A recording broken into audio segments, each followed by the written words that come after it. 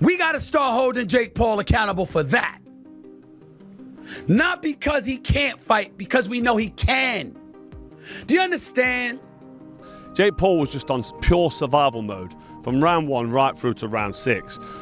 I don't know if he's got a moral victory going 6 rounds. Maybe he has. People might give him credit for going 6 rounds. But he got in there and just survived. He just went in there and ran like a chicken from round 1 right through to round 6 when he got splattered. Yeah, it wasn't the best.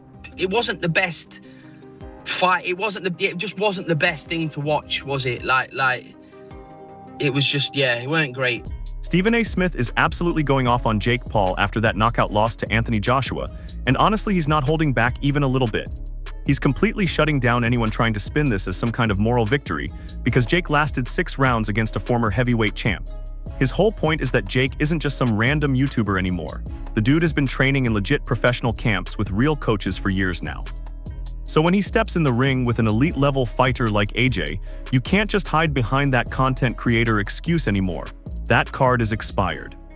Boxing trainers for years. He takes the sport very seriously. Thank you. So let me ask you, that's the question I have, because great kid, great businessman, by the way, amazing, and I know how he does all this, the character and the persona. We keep saying that he doesn't want to be a boxer. He's not a boxer, but then Jake Paul is a boxer. Yeah, exactly. That's my point. Exactly. He's a boxer. He can fight. I respect it. So go in there against fighters. You should be climbing the ladder towards those other fighters and taking the sport seriously to the point where you're fighting.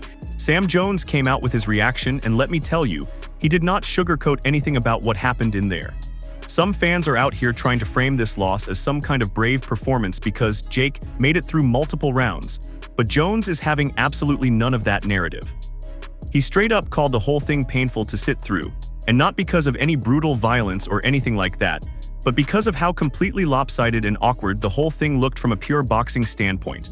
According to him, just showing up with courage doesn't magically turn a mismatch into an actual competitive fight. Yeah, Jake showed heart by climbing through those ropes. Nobody's taking that away from him. But heart without actual competitiveness doesn't make for good entertainment in this sport. The whole bout just didn't have any real rhythm or genuine back-and-forth exchanges or any moments where you actually thought Joshua might be in trouble, and that's what stripped away all the entertainment value. Jones thinks people giving Jake props just for surviving are basically lowering the bar for what professional boxing should look like. And here's where he really drives it home. There's a massive difference between surviving and actually competing. Running around the ring, holding when you get close, just trying to avoid getting hurt. Sure, that might help you last longer, but it doesn't show any actual high-level boxing skill. From where he was sitting, Jake spent most of the night doing exactly that. Just moving defensively and running away from engagement instead of trying to create any offense of his own. You are knocking out and breaking Jake Paul's jaw. Just talk to me right now about the fight itself and then we'll break it down. Bit of a crap fight, if we're all honest. It was like watching Jaws 2 when all the kids went out on their boats and they were in the middle of the sea and the shark was just surrounding the boat, just like that's what it was like. It was just like a shark circling its prey and just like it was like nibbling and eventually got him. But Jake Paul showed big plums in there, no matter what anybody says about him, because I've seen people say, yeah, he went in there to survive. Yeah, okay, he went in there to survive. He's a guy that's been boxing a couple of years against a unified champion of the world who can really punch. Yeah, it wasn't the best fight. It just wasn't the best thing to watch, was it? Like it was just, yeah, it weren't great. I just want to see now Tyson Fury against Anthony Joshua. I think at the stages of their careers they're at, AJ and Tyson Fury, we don't need to see interim fights, Andrew. We don't need to see interim fights because they're just potential banana skins. We want to see two of the best heavyweights of this era going at it, and we need to see it next. Carl Froch dropped what might be the most brutal take of the entire night, and he's not apologizing for it. He literally called the whole fight a disgrace, and he's genuinely confused about why anyone is giving Jake any credit whatsoever. Froch thinks this whole reaction says something really concerning about where boxing culture is headed, where clout and entertainment value in social media followers matter more than actual skill and real accomplishments in the sport. In his eyes, Jake didn't take a single round, didn't make Joshua uncomfortable, didn't threaten him in any meaningful way throughout the entire fight. His whole thing is that credit should come from actual competition, not just from managing to stay on your feet. He's especially frustrated with the idea that going 6 rounds deserves applause when there wasn't even a real attempt to win the fight. Froch breaks it down even further and says what everyone watched wasn't a real boxing match at all. It was basically a one-sided chase scene. He describes Jake's whole approach as defensive survival mode rather than anything resembling actual strategy. The way he sees it, Anthony Joshua was stuck playing the role of the aggressor the entire time, just chasing a moving target around the ring, and that made the whole thing awkward and frustrating for anyone who actually loves boxing. That style shouldn't get rewarded or celebrated at the professional level in his opinion. For Froch, boxing is about standing your ground when you need to, actually trading punches, and taking risks to get the win, not just running around avoiding damage until the ref finally steps in to stop it.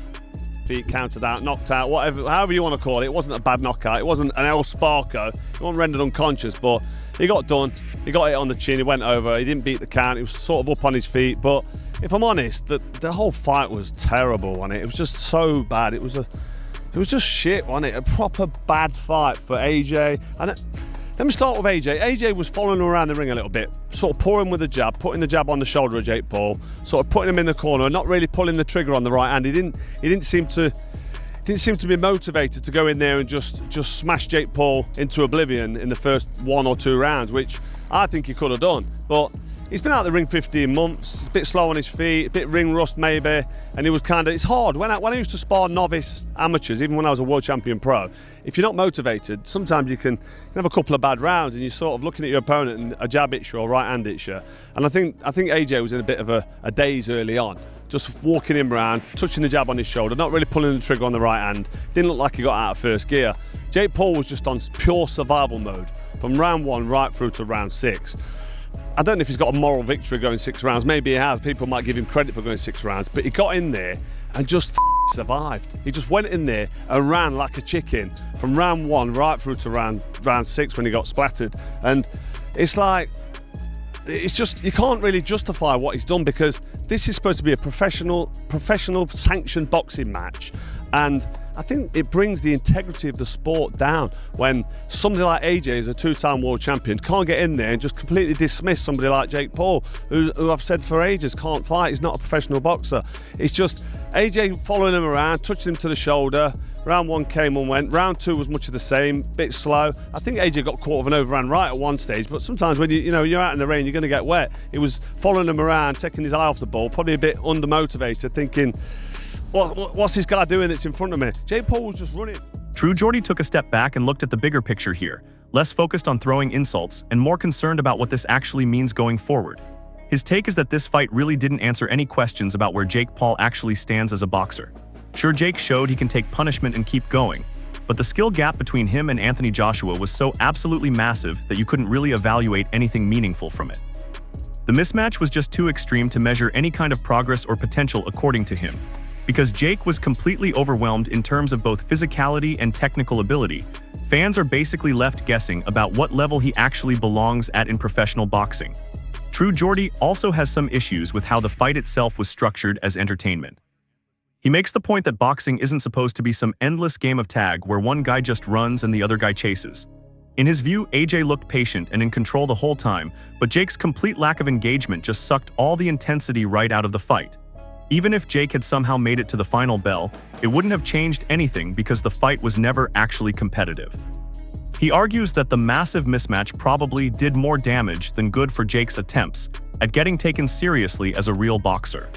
And when one guy isn't wanting to engage, it's really hard to pin them down and hurt them because they're not basically contributing to the sport. We're supposed to be fighting each other, not, you running away from me and me having to run after you. And we've seen this before in other boxing matches. It just makes it a very difficult night for the guy who's trying to be the aggressor, especially when you've got a ring that big and the guy who you're fighting is much smaller and therefore can just get on his bike and run for as long as he can. Now, to be fair to Jake, he did land some shots. He didn't just run, but generally, the game plan was to run a lot, hold whenever he had to. He dropped his knees for a fucking takedown quite a lot. I thought it was quite ironic that when he's fighting MMA guys, he boxes them, but when he's fighting the boxer, he was going for the wrestling. And there was a lot of criticism for those tactics, right? Online, even the commentary. McKenzie came through with a blunt but organized breakdown of what went down.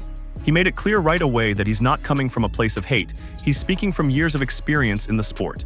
In his view, the fact that Anthony Joshua knocked out Jake Paul tells you everything you need to know right there. No need to argue about whether AJ should have finished it sooner or dominated even harder. For McKenzie, this result just reinforces a fundamental truth about the sport. Professional boxers are professionals for a reason, and people coming over from content creation need to understand where the limits are. He thinks both worlds should probably stick to their own lanes if boxing wants to maintain any credibility. McKenzie goes deeper and explains that you simply cannot fast-track or buy real boxing experience. Those years spent developing as an amateur, fighting professionally, competing at world championship level, all of that creates instincts that no short training camp can replicate. Yeah, Jake Paul has invested money in serious coaching and preparation, but McKenzie says that doesn't replace decades worth of actual competition. When you're in there against someone like Anthony Joshua, those differences become completely impossible to hide. For McKenzie, this fight was basically a reminder that boxing is still a real craft, not some shortcut opportunity for fame. Like, you know, like when you got a fly on the windscreen and you're trying to swat it, and you're trying to swat it and you miss and you keep tapping, and then eventually, bang, you get it. That's exactly what that fight was. Jake Paul didn't get in there to win last night, he got in there to survive. And he didn't do a better job of surviving. He sold the fight brilliantly. That's what he is, he's a salesman. And he's a YouTuber, influencer, call him whatever you want. So from that perspective, he did his job, but he never got in there to win. He just got in there to got beat up. I'm glad Anthony Joshua done a number on him. This is why boxers are boxers, YouTubers, whatever they want to call themselves, influencers, you know, they should stay in their lane and fight people that they're supposed to fight on their level. This guy was never on Anthony Joshua's level, and Joshua did what he needed to do, did what he had to do for the sake of boxing, and blow this guy out and just knock him out. What about the fact that Jake was able to land on him clean a couple of times? What did you make of that? Oh, listen, you can't get into the water without getting hit. Fortunately for Joshua, that guy can't break an egg. So he was never in any danger. You know, he's always going to get hit back. I mean, you know, it was 6 rounds. Anthony Joshua was always going to take at least 1 or 2 shots over that 6-round period, but it was nothing to hurt him, it was nothing to bother him. And like I say, this is all about getting AJ's confidence back. Okay. If Jake Paul fights, if he fights KSI or KFC or whatever his name is, then those two are evenly matched, aren't they? They're evenly matched, and then they could fight. Lennox Lewis brought a much calmer and more measured perspective compared to a lot of the other critics out there. He actually gives Jake Paul some credit for making it into the later rounds, says that deserves at least some acknowledgement. Lewis doesn't think fans should be coming at Anthony Joshua for the fight lasting as long as it did either. From his point of view, AJ stayed composed throughout, controlled the pace of everything, and didn't take any unnecessary risks. Lewis sees this as a professional getting the job done rather than some kind of failure to dominate convincingly. He emphasizes that Joshua did exactly what he was supposed to do, got the decisive win without putting himself in any danger. Lewis also points out that not every knockout has to come in the first round or 2. He explains that taking your time and staying in control are actually signs of maturity at the heavyweight level. Instead of rushing to get an early finish and potentially making mistakes, Joshua chose to methodically break Jake down round by round. Lewis thinks that approach shows intelligence and discipline even if it wasn't the most thrilling spectacle. While the fight might not have been super exciting to watch, it was still a legitimate contest where both fighters followed the rules and saw it through to the end. For Lewis, a lot of the criticism aimed at Joshua is missing the point. You know, the fact that he did that, it was good because, you know, we didn't think it was going to go 6 rounds. We thought it was going to go 2. So the fact that he made 6 rounds is an accomplishment for Jake Paul. Was there anything that stuck out with you from the fight? Yeah, really, who was in better shape? I thought that Joshua was in great shape compared to, you know, Jake Paul because he was running around the ring. You guys gotta walk, and that takes out a lot of energy, especially when you're not used to it. We gotta keep going, guys. Excuse me. Him going 6 rounds in terms of someone like the stature of AJ should have maybe gotten him out of there early? Well, that's what we wanted to happen, but we have to look at what was going on in AJ's life. You know, he was out for 15 months, so this is like a little warm up for him, and he needed it. Do you look good to you, AJ? In your opinion? For being out 15 months? Now that the fight is in the books, everyone's attention is turning to what comes next for Jake Paul. Most people seem to agree that heavyweight just isn't the right weight class for him at all. The size difference was way too obvious and the danger level was just too high. Dropping down to cruiserweight, which Jake himself has mentioned he's interested in, could give him a much more realistic environment to actually show what he can do. Fighting opponents who are closer to his natural size would create fair competition and give everyone a clearer picture of whether he's actually improving. If Jake genuinely wants to earn respect in the boxing world, critics are saying opponent selection is going to be absolutely crucial going forward. Picking the right cruiserweight matchups could actually answer some real questions about whether he's developing into a legitimate boxer or just surviving on toughness and smart marketing. Without making that move, the debates about his actual level are just going to keep going in circles with no real resolution. Now, I know it's not easy to fight a guy that's running away from you, and Jake Paul made a ring bigger. It was 22 by 22 as it's opposed to huge ring. When I was looking at it, I'm like, holy shit, this ring's massive. I had said before the fight, I tweeted, I said, it was like a soccer field that they were, fighting in, right? Yeah. And, it's not easy to do that, but he just looked poor in there and like he didn't really care. And, you're being paid that much money and people are, I looked at tickets today just to see on their ticket map how many tickets were left and what it was like. And there was tickets being sold for $3,500.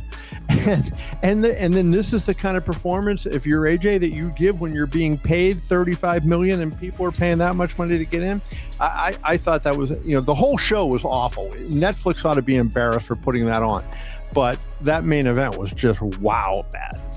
What was your reaction when you saw Jake Paul's game plan, which was to kind of clinch up with AJ, but then he kept doing this weird thing. It was almost half a takedown where he would dive at his legs, right? He'd end up on the ground, and the referee just let it go on for the whole fight until he started getting hurt a little bit, and then he counted him as knockdowns. It was wild.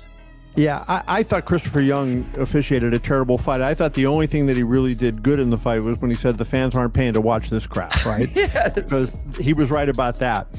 But when, I thought he should have been warning Jake a lot during the fight, right? Jake's holding, Jake's grabbing the legs. I mean, Jake was flinging himself down, a number of times. And even that low blow, I don't want to say it wasn't a low blow that, because we couldn't tell where that knee went, but Ariel Helwani came through with a take that balances respect and genuine concern for everyone involved. He says Jake Paul has earned his respect for being willing to put himself in dangerous situations over and over again. But Helwani also makes the point that Anthony Joshua needed to be careful in a matchup like this one. If Jake had gotten seriously hurt in there, the fallout would have been severe, not just for Jake physically, but for the whole sport's image. Helwani believes that when established champions step in against crossover opponents, there's an extra responsibility to make sure everyone stays safe. And I thought that was getting to him a little bit. Do I think he was playing with his food? No, there were a couple times where he was going to the body and I was like, why aren't you going to the head? Why? Like, the head is open. Upstairs is open. And I was surprised that he wasn't going there. But, any of this nonsense, script, bullshit. Like, if you subscribe to that notion, you're an absolute idiot. You're an absolute idiot. There is no reason for, first of all, you go to jail. Why would Netflix, the biggest streaming platform in the world, partake in anything like that? Just use your brain. And MVP, too much to lose. You go to jail. Federal effing prison. AJ, like, for what? For what? He doesn't need it. He doesn't need more money. It's great. But to risk this? No, look at what's going on with the gambling. No way. There's no way. My respect for Jake has grown. I know people don't like to give him credit. You fight amateur, influencer, pro boxing. You have my respect. I don't care what kind of fighter you are. I don't care how many wins you have. You step through those ropes. You have my respect. He lasted 6 rounds. Most didn't think he would. I think the line as far as how many rounds was 2.5. So clearly, most people thought he would be out of there around that point, and I think a lot of people were going with the under. He had some moments. He had the antics. Obviously the takedowns and all that weren't great. But golly, I think he was tired. The ring was bigger, and everyone said that was going to benefit him, the 22 by 22 ring. But cardio has been an issue for him, and so when you're circling and dancing, you're gonna get tired. You're gonna gas out, and I think that happened.